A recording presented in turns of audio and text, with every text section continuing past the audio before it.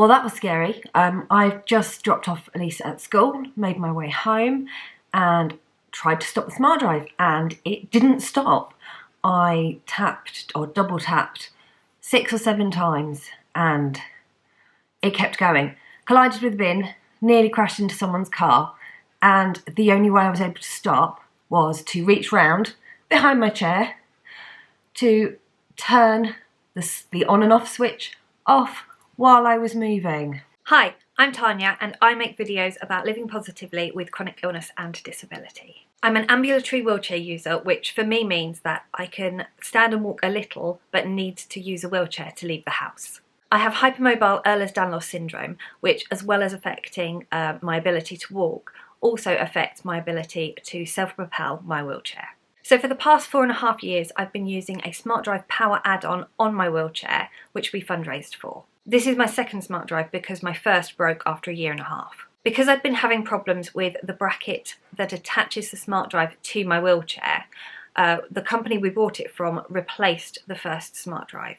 Unfortunately, they went out of business during the height of the pandemic, before the bracket issue was sorted. I've continued to have problems with the bracket despite the company who make SmartDrive getting involved. The SmartDrive was pushing the bracket up, and this was happening really quickly. I couldn't get to the bottom of my road without it moving.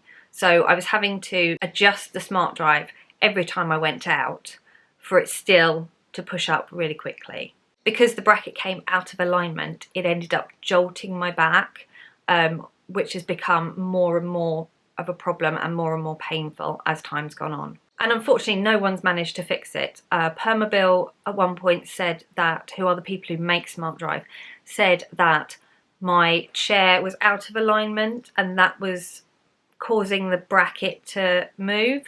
So I got a new wheelchair, which is a massive thing to have to do, only to have exactly the same problem.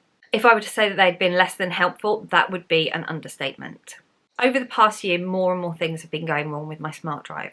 In November of last year, the push tracker stopped working. The error message I was getting was about the Bluetooth. I replaced it with the E2 tick watch, but found that this was uncomfortable and ran out of battery quickly. So then I started using the throttle buttons. The throttle buttons attach to the frame of your chair and are connected by a cable to the SmartDrive. In spring of this year, the battery started becoming very temperamental, and I was also having problems with the buttons, the throttle buttons, being consistent. One stopped working entirely, I could only use one side.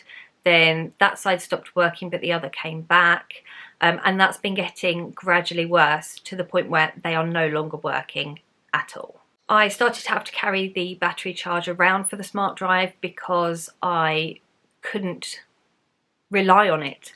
And it got to the point where I couldn't travel more than 15 minutes without having to find somewhere to stop, plug in and charge for at least half an hour. With the throttle buttons not working, I've had to rely on the watch to control the SmartDrive, and that has now again become temperamental. It's not always reading my wrist, so then won't start the SmartDrive at all, and I have to keep fiddling to try and get it working before we can even leave the house. I've also noticed that I've had issues with it not registering my wrist while I'm using it. As you've seen, I've had an incident where it wouldn't stop the SmartDrive.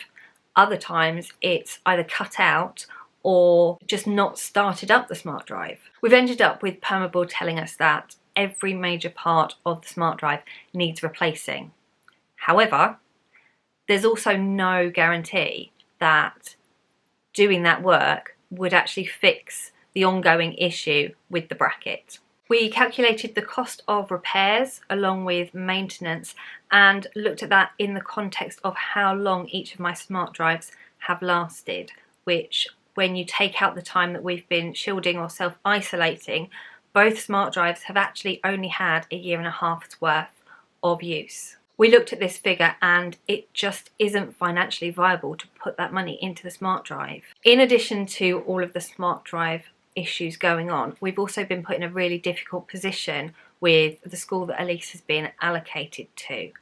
the pavements are cracked, the drop curbs are often blocked, and there are obstacles in the way. It's a dangerous route. So we looked at alternative power add-ons for my wheelchair and have bought an All Racing Impulse StreetJet. This wheelchair bike attachment lifts my caster wheels off the ground, making the uneven and broken pavement much safer. We've previously tried bike attachments, but they've tipped me back too far and it's hurt my neck very quickly. But I don't have that problem with the StreetJet. Plus, the StreetJet has speeds of up to 15 kilometers per hour, which will make the times that I have to go into the road to get around an obstacle, because there are a lot of drop curbs that don't line up, it will make those times safer. They will never be completely safe because I'm not medically allowed to drive, so I shouldn't be going into the road. But there will be times where I have no other option, and the StreetJet will be a much safer option for me compared to what the SmartDrive has been up to this point. A bike attachment wouldn't have been suitable for us 4.5 years ago. But while it does have some drawbacks compared to the SmartDrive, it is definitely the right choice for us moving forward. The StreetJet and SmartDrive are similarly priced, and I'm fortunate that the work I've been able to do because of having my SmartDrive has meant that I've been able to fund the StreetJet myself. So while my SmartDrive is no longer, the gift of mobility that I was given by so many through our fundraiser is still going strong. And I'm looking forward to taking you along with us on some of our StreetJet adventures. Thank you for watching, and I'll see you again soon. Bye!